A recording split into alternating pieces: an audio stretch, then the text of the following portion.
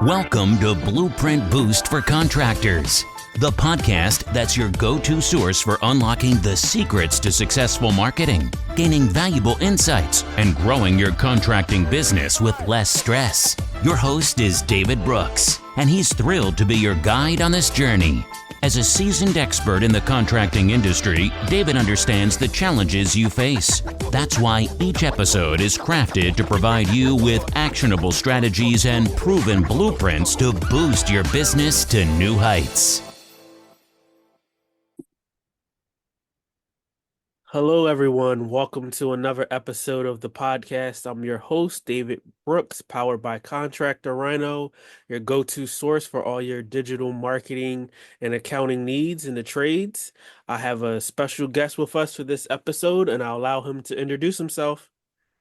Hey, everybody. My name is Nick Johnson. I'm a territory manager for 2J Supply, located in Indianapolis, Indiana, and been in the HVAC trade now, going on 10 years, just shy of 10 years. So I'm happy to be here today, talking with David and everybody, and looking forward to it. All right, excellent. Well, glad to have you, Nick. Yep. I'm happy to be here and got beautiful weather here in Indianapolis today. And I'm a huge fan of podcasts. So this is the first one I've ever done. I've listened to a lot of podcasts. I've never been involved in one. So this is definitely exciting. No, we're excited to have you and for it to be your first one. Welcome. Yep. Yep. Well, can you so you gave us a little bit about your background and being in HVAC for 10 years or so. But you can talk about your experiences helping, HVAC contractors really grow their business? Yeah, absolutely. And just like a little bit more about my background. So I actually started out in my professional life, one of my first like real jobs, I worked in food service a lot, and then waiting tables Mhm. kind of is like where this all started for me. So I love restaurants. I love going out to eat. And like I said, I started out working in restaurants when I was a kid. And I was working at this place here in Indianapolis that was real popular for lunch. It was kind of like a lunch spot, and they do dinner too. And there is a business owner, and they used to have their business right across the street, and they did home services. So they were doing windows, siding. They did kitchen remodeling and bathroom remodeling. And so again, it's kind of like loosely related, but so this is how I got my start. Like I said, I'm waiting tables. The owner of this business used to come in for lunch every day. And after about 2 years of serving this gentleman lunch, finally one day I was just kind of getting tired of waiting tables and everything that it entailed. It's such hard work. I think honestly, I believe that's something everybody should have to do. Whether it's like retail or food service or whatever, I think that should be a requirement. It taught me a lot and really like shaped my outlook on business and communicating with people and all that sort of stuff. So, anyways, I'm serving this guy lunch for a couple years. He's a business owner, and finally one day, like I said, I got fed up and I said, George, um, are you guys hiring over there? And he knew me at this point. You know, we'd been interacting with each other for a couple years. He basically hired me on the spot. And I started out, this was a 100% commission role. There was no base pay or anything like that. And basically, what I was doing, if somebody wanted to have their kitchen or bathroom remodeled, I would drive to their house at their set appointment time, anywhere in Indiana. This is over the whole state of Indiana. And let's say they want to do a kitchen remodel. I'm taking measurements. I'm talking to them about, oak cabinet doors versus maple. We're looking at colors, we're looking at hardware, and basically then you'd quote the job. If everything made sense, they'd move forward and you're rocking and rolling. And so the reason I bring that up is because that for me gave me a lot of perspective on what my clientele experiences every day in business. What what home services sales really looks like. when you're talking to your homeowner at the kitchen table, the questions that come up, whether it's financing or they're concerned about the way the job is going to go, that that role was critical because it really helped me learn, like I said, about these struggles that these guys go through, guys and gals. And so that was a great start. And then for a while, I worked for a controls company here in Indianapolis. I was doing inside sales on the phone. And so that's when I really started getting into HVAC. And eventually, after about 5 or 6 years of working there, 2J, I learned, was opening up their 11th branch here in Indianapolis. So let me think. It's going to be January of 2022 is when I really got started with 2J. That's when we opened up the branch. That's when I started as a territory manager. And like I said, I know it's like I'm going roundabout and kind of ranting a little bit, but you go all the way back to the home services. That's how I got my start. And then 10 years later, here we are. And I think the question originally that you had asked was, what are we doing to help our contractors grow? Or what does that look like, right? Yep. Yeah. So my biggest thing, what I really believe in is that anybody, um, there's there's there's a lot of ways to look at this role. And I think what I really try to do is help my contractors in a way that's more than just taking an order, more than just moving boxes. I mean, that's the critical stuff. That's the foundation, right? Like we got to be able to get the equipment to be where it needs to be. It's got to be the right equipment in the right place at the right time. That's something we're really big on. And that's a requisite, right? That's the foundation. You have to be able to do that stuff. It's very important. But beyond that, something that we here at 2J really try to pride ourselves on is being a true partner. And so what does that mean? Well, it means looking at the landscape of business in HVAC. Like, what's the landscape look like in our industry? What's the landscape look like in this country? What does the landscape look like in the context of this economy? So, like, here's an example I'll give you. Financing is becoming incredibly important. Mm-hmm. It's I sort of even look at it like buying a car. I think if you go back 20 years, I mean, the data will hold this up. I don't have the figures in front of me, but I guarantee you 20 years ago, it's a small percentage of HVAC changeouts were getting financed versus today, that percentage is getting bigger and bigger and bigger and bigger. And we kind of look at it just like a car, right? So when you go to buy a car, a lot of times what people are looking at is that monthly payment. Can I handle the monthly payment? Does a monthly payment fit into my budget? We don't look as much at the overall cost of a car. And HVAC is moving more in that direction just because the cost of a good change out. I mean, you know, the the economy with what is happening, like we've seen a lot of inflation in the last couple of years. It's unfortunate, but it's kind of, it's a fact of life. The cost of equipment is going up at the same time. So the value of the dollar is going down, the cost of the equipment is going up, right? So what does that mean for the homeowner? Well, like what I'm saying, it means financing is really important. So trying to guide my clientele through all the different financing options. I mean, there's a million different ways to bake that cake. There's a million different companies out there that are offering financing. You've got everybody from the big companies, big conglomerates, big banks, like everybody from JP Morgan Chase all the way down to like Everwise Credit Union, right? So there's a ton of different options out there. What are the right options for me? You look at things like dealer fees. You look at like promotional periods. How do I take advantage of promotional periods and promotional financing that maybe my manufacturers are providing or the finance company is providing so that I can get the smallest dealer fee possible, right? So that brings the cost of the job down. Then we can look at things like, what does the financing plan look like? I think for your average homeowner, we look at something like 0%, same as cash for 60 months. That's incredibly attractive. Like that's a great financing plan right there. The catch is the bank always has to make their money, right? So when you look at a plan like that, a lot of times the dealer fees start going through the roof.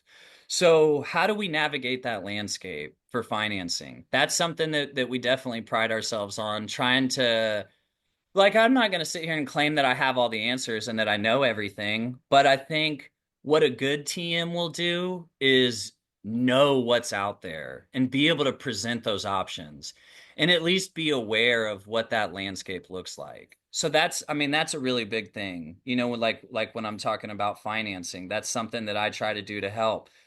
There's other stuff that you can look at too, like dispatching software. What kind of dispatching software am I using? We try to partner with some different ones, whether it's like a financial software or a dispatching software, or maybe it's everything rolled into one, right? So we've got some partnerships there. Pazerware is a company that we work with, and I think what we do a good job of at 2J is building relationships with our manufacturer partners and then also our partners that provide services.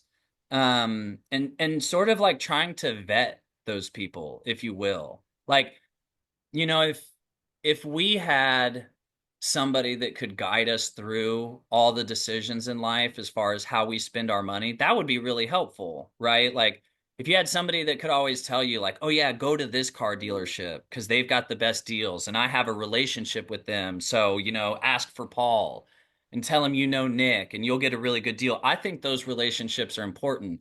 And it's like a multi-level, multifaceted thing, right? Like I have my relationships with my clients have relationships with their homeowners, and then I have relationships with my manufacturers and like service providers. And it's like tying everything together, right? How do I network in the best way possible so that my clientele can provide the best possible and most beneficial options to their homeowners? And like I said, that could be anything and everything. It could be financing, it could be back end software. It could be marketing and advertising, whether it's social media marketing or grassroots marketing. I think we're seeing a big comeback right now in billboards and yard signs and mailers and stuff like that. You know, like with the internet and social media over these past 5 or 10 or 15 years, you've seen a big boost in digital marketing. And I think for certain industries, it's a really good thing. And I think digital marketing for our industry can be a really good thing. But I also believe strongly in grassroots marketing too. And I don't, maybe you'd call it like old school marketing. Again, like billboards, yard signs, stuff like that. Like, I think that's important. I think community outreach is important. You know what I mean? So even just like throwing some of these ideas towards my clientele, like, hey, maybe we sponsor the Little League. And a lot of my clientele right now does stuff like that where it's community outreach. And I think that's important. Something I think is really important and something I'm a big proponent of is like family owned business. Mm-hmm. Like I think in a lot of ways that's like the American dream, right? Is like this idea that a family or even a single individual can start a business and work closely within their communities with the people in their communities and then to give back to that community, right? Like this idea of spending money in your community with family owned businesses and then that money stays in the community. You're making investments into your own community. That's the kind of business that I believe very strongly in, and I think that's really important. And so trying to help those kind of companies grow and trying to help those kind of companies reach their homeowners, like any way possible that I can do that, that's what I'm trying to do. And it's a learning process every single day. Like I don't know what I don't know. And so I'm always trying to learn and I'm trying to get better and I'm trying to learn what's out there. So again, like kind of like what I said earlier, so that I can present my clientele with all the options and then they can make educated decisions on how they want to grow their business, how they want to go to market, and all that kind of stuff. So I know that's like a really rambling answer, but I hope it sort of encompasses what I'm trying to say. No, that was a great that was a great answer. It encompasses so much. There was so much to unpack in that and so much value. I think I think what we can learn is from you and what you just said is, no 2 days are the same. You're trying to basically help your customers to be able to provide the best value that they can to homeowners. So that's, helping with financing options, taking that burden and making it easier for so the homeowner has like an easy solution for them of financing options to be provided to them. Also looking at the traditional way of marketing, but also digital marketing too, and being able to not just focus in on one or the other. And I really like that because, I know that especially resonates with, what I do and then my audience too as well. But I don't believe that solely you could just do one. I believe that you need to have your hands in both and community involvement, and people need to know who you are. And, maybe you want to, like you said, maybe you want to sponsor an event and, maybe you want to come speak at a school. There's a lot of different things that you can do around brand awareness, giving back, and just really, exposing yourself and integrating the business inside of the community. Yep. Yeah. I think that's really important. Well, and like philanthropy too, right? I just think that's especially in this day and age where you see like Walmart and Amazon. You know what I mean? Like I would rather spend money with a company in my community that's sponsoring the local little league versus I mean, and look, Walmart and Amazon, it's a great feat that they've accomplished. And when you look at the convenience that they provide, like they're changing business. They are changing the way we do business, and that's like monumental, right? But I think we're starting to see sort of like some rubber band effect. Like I think you're seeing homeowners that are like, you know what, maybe I will pay a little bit more to work with maybe it's a smaller company. And I'm not saying the smaller company necessarily is going to be more or less. They could be more, they could be less. But what I'm trying to say is even if they got a quote maybe that was a little bit higher, I think in today's business climate, you're seeing more folks that are willing, if that quote does end up being higher, they're going to say, look, well, that money's staying in my community. This is a contractor that's sponsoring Little League. When I spend, and look, I buy stuff off Amazon, I buy stuff from Walmart. I know that money is leaving my community and it's not coming back. Mhm. Right. So I think that's like an important thing to think about if you're a small business or a family owned business, working in your community. No, I believe so too. Like you said, I use Walmart, I use Amazon, but I think something is to be said about being in the community and sponsoring events and just having your presence be known, and a lot of times that goes a long way. Yep, yep, absolutely. I agree with that. I think it's really important. And we're seeing companies do that more and more. You know what I mean? And like heck, here in Indianapolis, the Indiana ACA Association does an event called Bring the Heat. And companies from all over the city will volunteer their time, their guys will volunteer their time, and it's bring the heat. It's about getting heat brought back on for residents of Indianapolis that maybe don't have the means to get heat otherwise outside of somebody donating their time. And I like that is so important to me. That's a cause I believe in so strongly. I've had conversations with people in this industry, and there's two ways to look at it. It's sort of interesting. Like there's times where HVAC is a need. There's times where it's not critical. Like maybe my unit's cooling, but it's not cooling as cool as I want it to be. Or maybe I'm looking at something like I'm having some respiratory issues a little bit, and it's not like it's killing me, but I want to breathe some cleaner air. And you look at stuff like UV lights, like those things can be wants. But then there are times too in HVAC where life safety is at stake. Things can be a need. I mean, we saw this in Texas last year, right? With the energy grid, where people are losing power and then they're losing heat. And now obviously like loss of energy in a grid is not something that any HVAC technician is going to be able to fix. But when you talk about that life safety from the perspective of losing heat or losing cooling in Arizona when it's 110 degrees, um, like for certain groups of people, this can be a huge risk to life safety. And that's where HVAC to me, I don't know, it's really cool to me to think that sometimes we're kind of out there saving people's lives. And I'm not personally myself, I don't want to sound righteous when I say that. I'm not doing change outs, but I mean, there are guys that are freezing their butts off in 0 degree weather and they're trying to bring heat back on for somebody that's like, it's a huge risk for them to go the night without heat.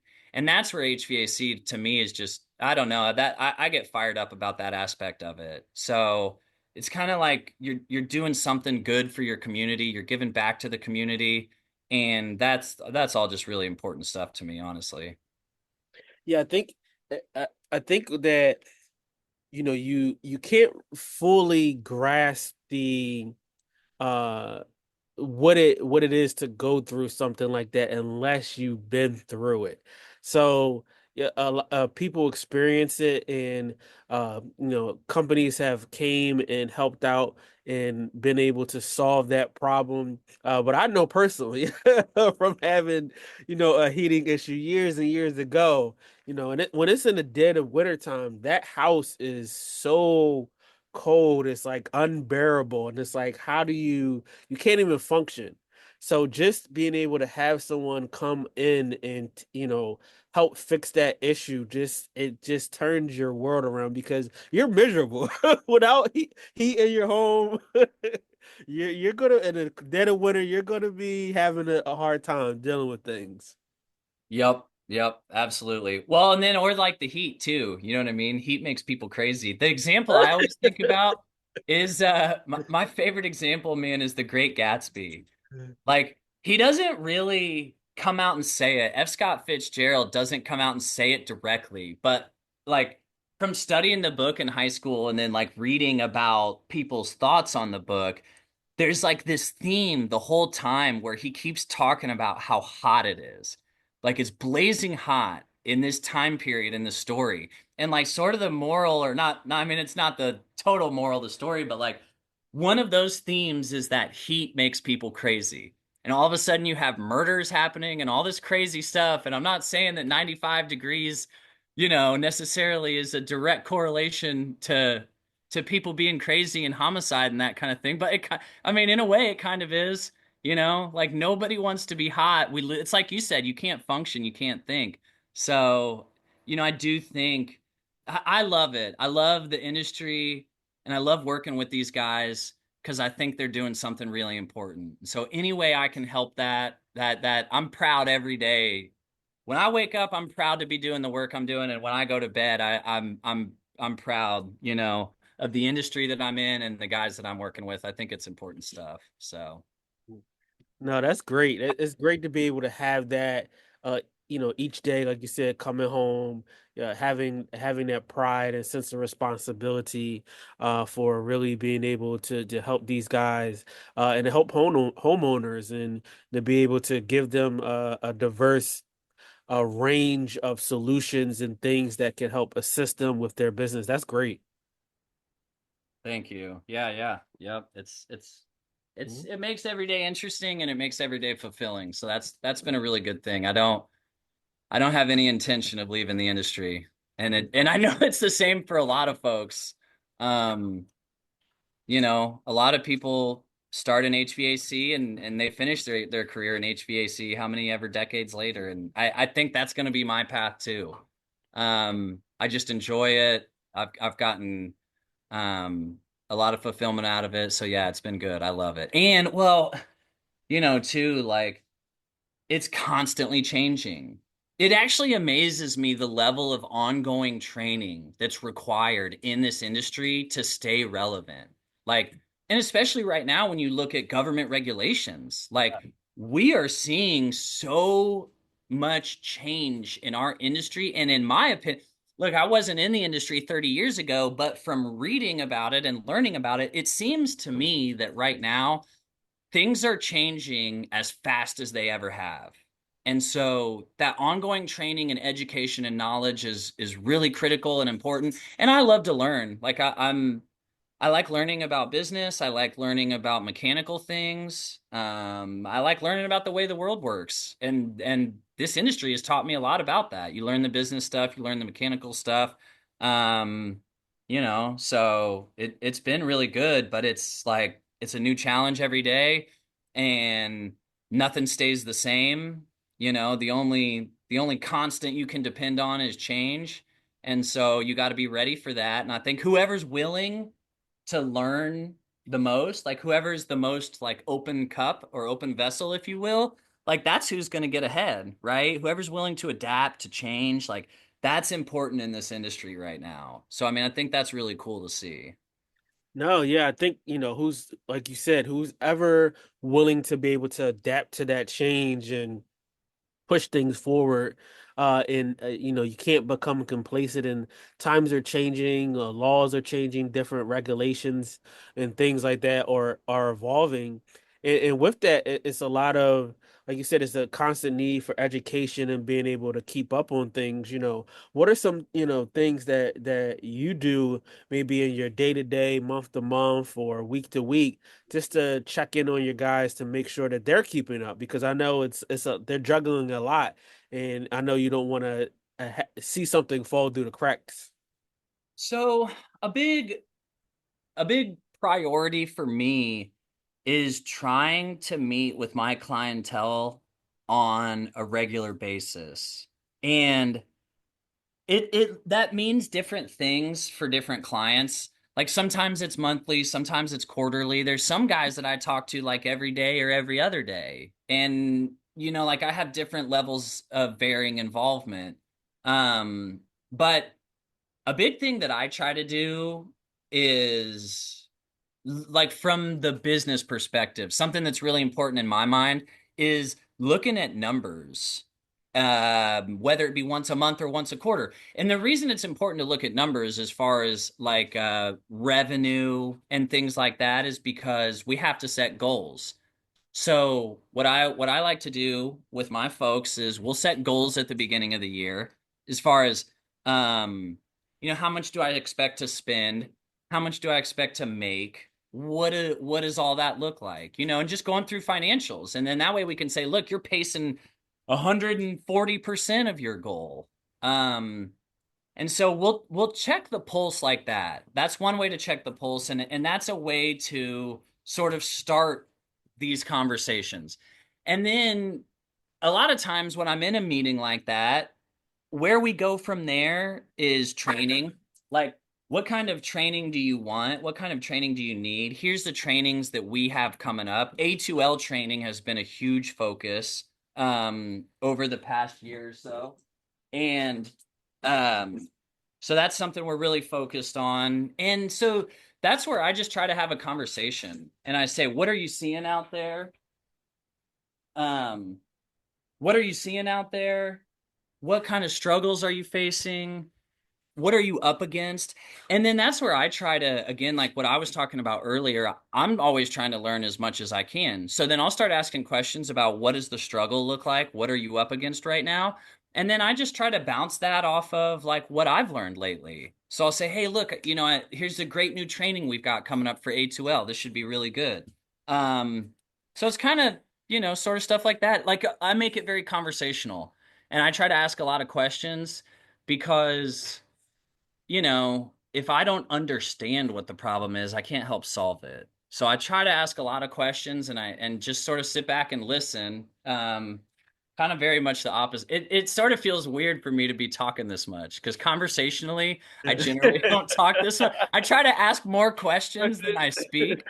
So it sort of feels weird. I feel like I'm soapboxing and ranting and rambling, but hopefully, I'm hopefully getting some good information out there either way. Mhm. No, I think it's valuable, and I think, your approach, you're doing the right thing, right? You're listening, trying to collect as much information as possible, to help, cultivate and develop that relationship with your customers and really understanding their needs and ways that you can help and address them. And that's good, because everyone needs a listening ear. And I'm sure that they, feel good to be listened to, as well. And then you've been able to kind of vice versa, take that information and things that they have given you to be able to help them out with their needs. Yep. Well, and something that's nice too is like I work with a ton of different people, different companies, like different areas of Indiana, north, south, east, west, different markets, like big city versus rural areas. And so what's nice that gives me is I get to see how a lot of different people run their businesses. And so I try to be really observational, and if I see somebody go through a struggle and they overcome it, they come out the other side. Well, what did they do to overcome that struggle? What tools did they employ? And what lessons did they learn? And then, I mean, I can take that knowledge, and next thing you know, 3, 4 months later, somebody else will be talking to me about that same struggle. And it's nice because from where I'm sitting, I get to go, well, look, I've seen this struggle before. And this is what worked for some other people that I work with. So maybe try A, B, and C and let me know how it goes. It seemed to work really well for them. So maybe here's some ideas on how you can get through this obstacle. And I mean, otherwise, I think a lot of business owners don't get to see stuff like that. It's like, if you think about it in a way, now they might be on opposite sides of the state. So they're not really competing with each other. But I don't see like coalitions of or any company for that matter. You know what I mean? Everybody in an industry doesn't get together to talk about the struggles that they're facing. In some ways, in some forums, they do, but it's definitely rare because there's this fear of competition, right? You're like, I'm not going to go meet with my competition and try to give them a bunch of tools. And the nice thing is I can be vague about it, right? Like I can say I saw another company do this, and I don't have to name names and I don't have to give away, trade secrets, but I can talk about things that I've seen that have worked for certain companies, and maybe see if other companies that are facing that same obstacle and struggle can apply that same solution and maybe get the same results. Yeah, and I think that's good, that observation and you noticing. And like you said, you could be vague. You don't have to specifically say who the company is, but you could take tidbits and nuggets of valuable gems and information and to be able to help them out too. And in regards to that, what are some of maybe let's just see two common things that you consistently see that businesses are struggling with currently? Man, well, financing is a struggle right now, especially this past year with what the Fed has been doing to interest rates. And so that's a struggle in that regard, especially when you look at the pricing of equipment. Like I talked about this a little bit already, but just to like elaborate even further, like you're seeing you're seeing fluctuations over time with approvals. So I don't know how these decisions get made. I don't know who's deciding who gets approved and who doesn't. I know it's all based off of a credit score and like risk factors and all that kind of stuff, right? But like something that's really interesting that I've seen in this industry, and I mean, I guess in a way you could make an assumption that things go like this, but it seems to me that over time, approval ratings for financing will rise and fall. They ebb and flow. So, like, you could be rocking and rolling, and all your homeowners are getting approved for financing, and the revenue is just flowing great, and it's 100 degrees outside, and you're taking care of your homeowners, you're getting them cool, you're getting them financed, and everything's great. Well, then all of a sudden, for whatever reason, somebody with a 660 credit score that got approved for financing last week, 2 weeks later you go and you apply for somebody who's a 670 and they're getting denied through the same financing company. It's like, why is this happening? Well, again, like that stuff goes over my head. I'm not a finance guy, so I don't fully understand all the factors that are at play there. I'm sure interest rates have a little bit to do with it, but that can be a real struggle. And so that's where I think I can be a good resource, and any good TM can be a good resource by knowing and understanding what the good financing options out there look like. Like, who are good companies to work with? Who are the companies that are going to get me good interest rates and good dealer fee percentages? Who are the companies that have promotional periods? And a lot of times you can even partner with your manufacturer. Like, for instance, Rheem Rude is the equipment that we sell. They partner with Synchrony. Synchrony obviously is huge, right? And they have a program called Quick Comfort. And so what our Rheem and Rude Pro partners have access to are promotional periods in partnership with that financing where they can see their dealer fees come down by a whole 8%. And so again, going back to like that 0 for 60, that's a very attractive financing plan. A lot of times on a 0 for 60, you can see dealer fees at 12%, 8%, I mean, sometimes even going up higher to 14%. Well, like I said, when Rheem and Rude partner with Synchrony and you're a pro partner and you're in that promotional period, you can get an 8% subtraction on your dealer fees. And that's huge. That's huge in terms of what they can then offer to their homeowners and how they can help their homeowners get into the HVAC system that's right for them. So that's a struggle. Financing is a struggle. And with the economy doing what it's doing, and we're in an election year and all this stuff, and the interest rates are doing what they're doing, I mean, that's just a volatile thing. And so that's a struggle that guys are seeing, and it's something that I try to help with as much as I can. It's something I learn. I still learn every day. I don't know all there is to know, but I'm getting better at it. So yeah, that's a huge struggle right there.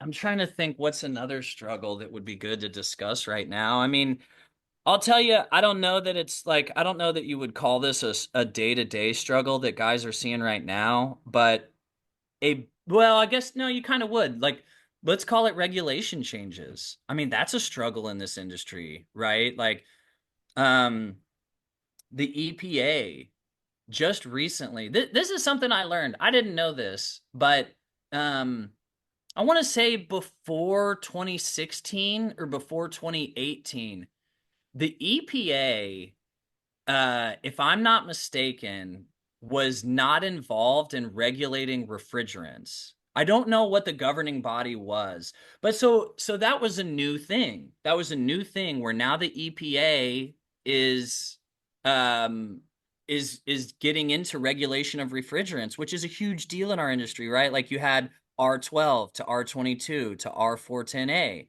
And there's a lot that goes into that, like especially on the manufacturer side, right? Because if you look at like a PT chart, like a pressure temperature chart, all these refrigerants behave differently. And so the manufacturers, like you can't just drop 410 into an R22 unit. Well, what does that tell you? That tells you that when the R410 units came out, those units had to be re-engineered.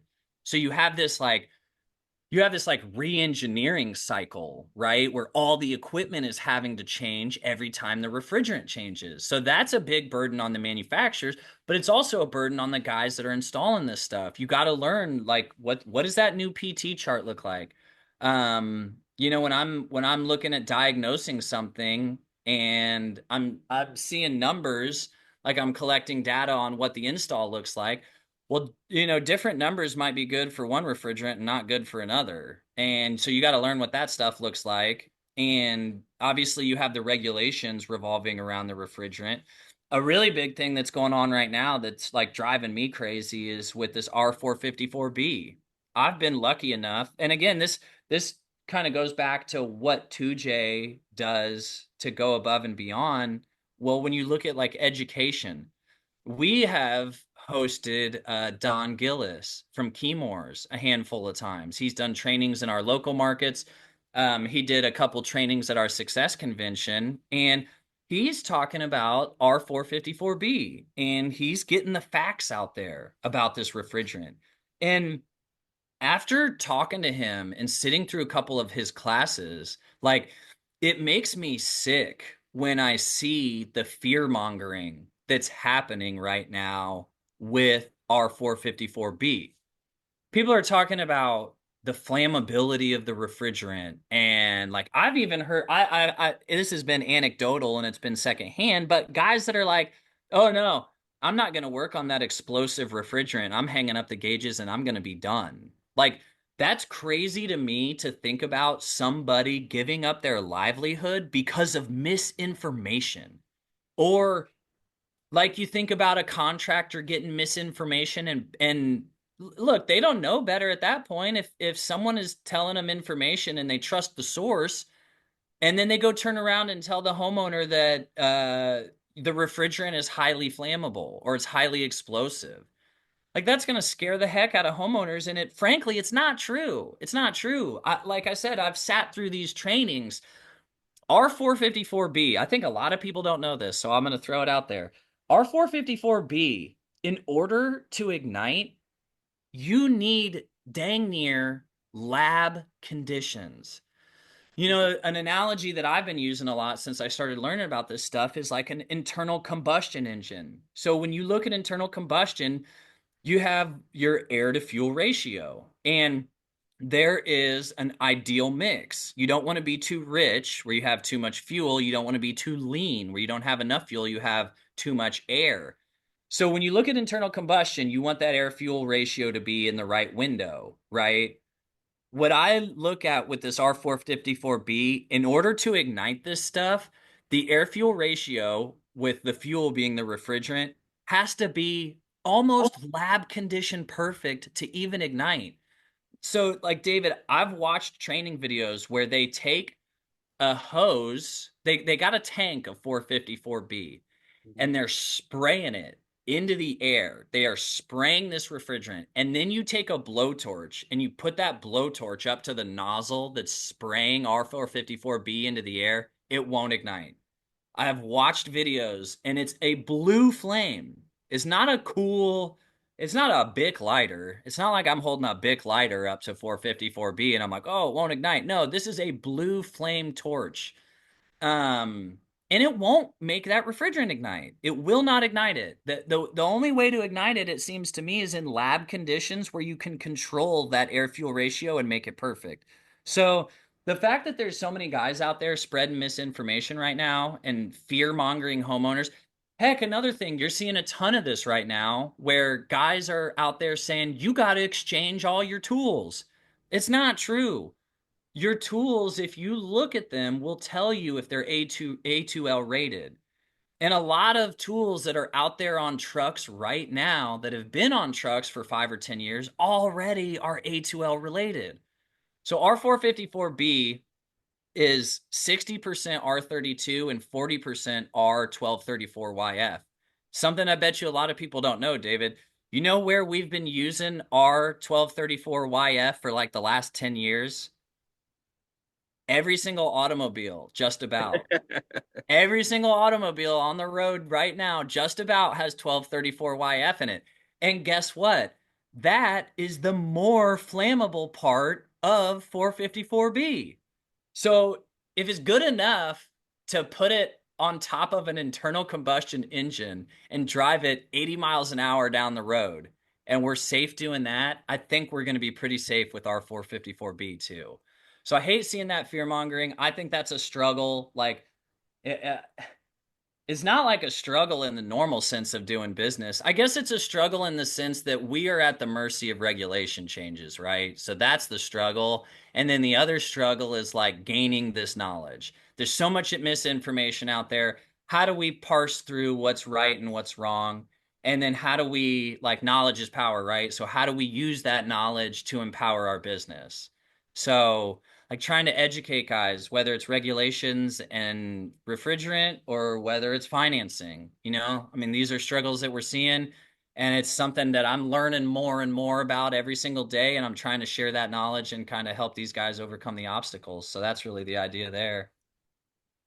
No, that's amazing. That was a great breakdown of, just putting the information out there into the right light. Like you said, this fear mongering that's going on and this, I think this miscommunication of information being passed along. And that's, why having someone like you is so great to be able to, help and, be knowledgeable and to know what's going on. It's really good because you have to be able to keep up with these things, and you really, you don't want to be a part of either not knowing or not having the full concept and understanding and giving people the wrong information.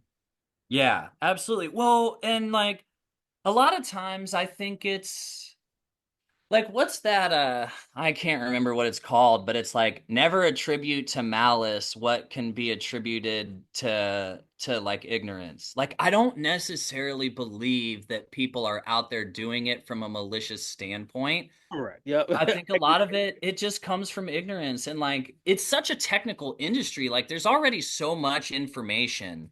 You know what I mean? Like when you try to think about like taking a guy out of high school and getting him started in the industry, like there's a reason that we have trade schools. I mean, there's so much to learn. And then like we were talking about earlier, it's constant. You're learning constantly still every day. It's not like you ever get to a point where you're like, "Well, I've arrived. I've learned all there is to know." It's like, all right, dude, well, wait 3 months and all that stuff's going to change. So you got to keep learning. So I don't think it comes from a malicious place. I just think it's the nature of the industry. But as much as I can do to like dispel bad information, whether it's here or in meetings with my clientele, like I'm trying to do that as much as possible. And I know that's going to empower people. And I know that empowerment ultimately at the end of the day is going to help our end users, our homeowners, our business owners. I mean, it's all, again, it's like, it's part of what makes me proud to work in the industry. Like it's all for the betterment of society and people and helping people be more comfortable so that they don't have to like be real hot and go on homicidal sprees like in The Great Gatsby. Oh, we don't want to see none of that. No, that's what I'm saying. Let's keep everybody cool. Let's keep everybody nice, cool, Yes. 70 degrees, 50% humidity, and then we're peaceful, right? No, that's excellent. That's excellent information. Well, Nick, this has been great. Thanks so much for the many valuable jewels and insights. Can you let people know where to find you at? Yeah, so LinkedIn is probably going to be the best place to find me. It's just going to be Nick Johnson. I'm on LinkedIn, and like I said, I'm out of Indianapolis, working for 2J Supply. We've got 11 locations throughout the Midwest, so we're really rooted here, kind of in this area. And yeah, on socials, definitely you can find me on LinkedIn, and would be happy to connect with anybody and everybody. And if you have any questions, like I'd love to talk with TMs across the country. I'd love to talk with contractors across the country. Like I said, I love the industry. I love the people in it, and I love helping. I love learning. I love teaching, and I love helping. So would love to connect, David, with all of your listeners. If anybody wants to send me a connection on LinkedIn, again, it's Nick Johnson, Indianapolis, 2J Supply. And just really want to thank you for having me. It's been great. I hope I brought something to the table here. Like I said, it's my first podcast I've ever done, and I'm certainly not used to talking so much in a conversation. So hopefully it was good stuff today. No, it was really valuable. It was great stuff. Awesome. Well, thanks again, David. I hope you have a good one, and hopefully our paths will cross again here soon. Yes, definitely. Thanks so much, everybody, for listening to this episode. Make sure you tune into the next one. Thank you for tuning in to another episode of Blueprint Boost for Contractors. We hope you found today's insights and strategies valuable for your contracting business. If you enjoyed the episode, don't forget to hit that subscribe button and please leave us a review. Your feedback helps us bring content that truly matters.